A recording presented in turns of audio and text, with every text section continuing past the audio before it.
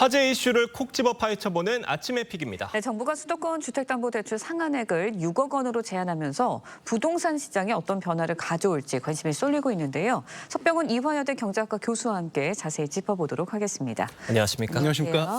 그러니까 정부가 서울 집값을 잡기 위해 소득이나 집값 상관없이 대출 한도를 최대 6억으로 제한을 했습니다. 굉장히 유례없는 대출 규제인데 어떻게 평가하세요?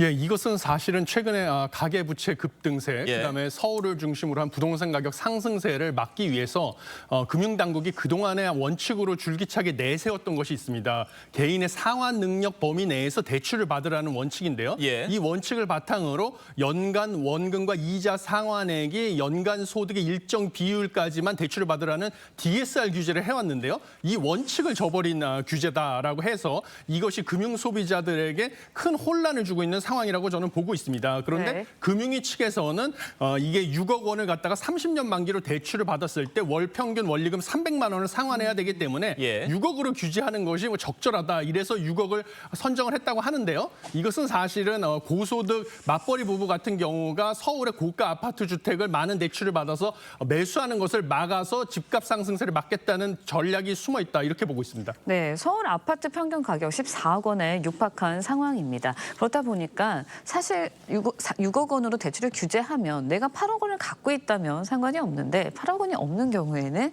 사실 집을 살 수가 없는 상황인 거잖아요. 그렇다 보니까 결국은 현금 부자에게만 좀 유리해지는 거 아니냐 이런 시각도 있는데 거기에 대해서는 어떻게 보세요? 예, 맞습니다. 저도 그런 부분에 대해서 동의를 합니다. 그래서 아까 말씀드린 것처럼 맞벌이 고소득자 같은 경우도 6억이라는 대출 한도에 걸리기 때문에요. 아무리 상환 능력이 있다고 하더라도 대출 추가적으로 현금 동원 능력, 4인간 대출 같은 것을 포함해서요. 현금 동원 능력이 없으면 자신이 사고 싶은 서울의 핵심지에 집을 사는 것이 어려워졌고요. 그다음에 생애 최초 주택 구입자에 대한 LTV 규제도 강화했고 그다음에 서민들에 대한 주거사다리라고 하는 정책자금 대출 한도도 일제히 낮췄습니다. 이런 것들이 다 결국은 현금이 많은 사람들에게 오히려 집을 사기 유리한 환경을 조성해주는 정책이 되어버렸다. 이렇게 보고 있습니다. 지금 당장 입주를 앞둔 분양 아파트에선 전세 보증금을 받아서 잔금을 치르려고 한 분양 계약자들의 발등에 불이 떨어졌다는 얘기가 나옵니다. 그러니까 자신의 집에 전세 계약자를 받아서 그 전세금으로 계약금을 치르려고 한 사람들이 이제 그러지 못하게 된 거예요. 어떻습니까? 예, 맞습니다. 지금 이번 정책으로 인해서 큰 피해를 본 대표적인 그룹 중에 하나가 예를 들면 서울의 로또 아파트라고 하는 고가 아파트를 갖다가 청약이 당첨이 됐고 그다음에 잔금을 갖다가 전세 세입자를 구해서 그 보증금으로 지불할 계획을 가지고 있던 분양 당첨자들이라고 보시면 되겠습니다. 이런 경우에는 그 전세 세입자가 전세자금 대출을 받는 거를 막아버렸기 때문에요. 전세자금 대출 없이 전세 보증금을 부담할 수 있는 세입자만 찾아야 되기 때문에 전세 가격이 또 급락을 할 수밖에 없고 이럴 경우에는 잔금을 내지 못하게 되는 경우가 생길 수도 있습니다. 그러면 이 분양 계약자들은 잔금을 만기까지 내지 못하면 연 8%가 넘는 연체 이자를 내야 되기 때문에 크게 지금 자금 조달 때문에 피해를 볼 수 있는 상황이 되었다. 이렇게 보고 있습니다.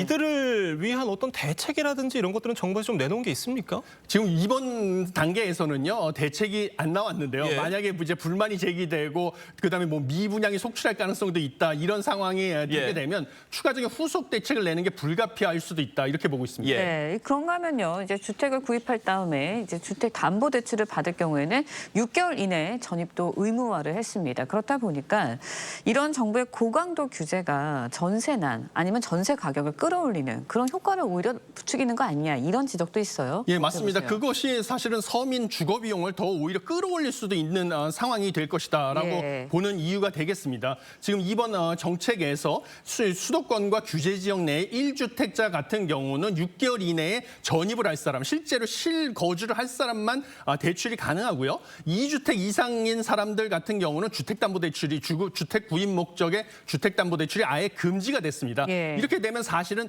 전세 수요가 높은 상황에서 전세 주택을 공급하는 사람은 결국 다주택자거든요. 그런데 전세 공급이 급감을 할 가능성이 크기 때문에 지금 2023년 6월부터 지난해 12월까지 19개월 연속 서울의 전세 가격이 상승해 왔고 올해도 1월 빼고는 다시 상승을 하고 있는데 이렇게 전세 수요가 높아가는 상황에서 전세 공급이 급감을 하게 되면 전세 가격은 하반기부터는 더 크게 올라가서 서민의 주거 비용이 상승할 수밖에 없다 이렇게 보고 있습니다.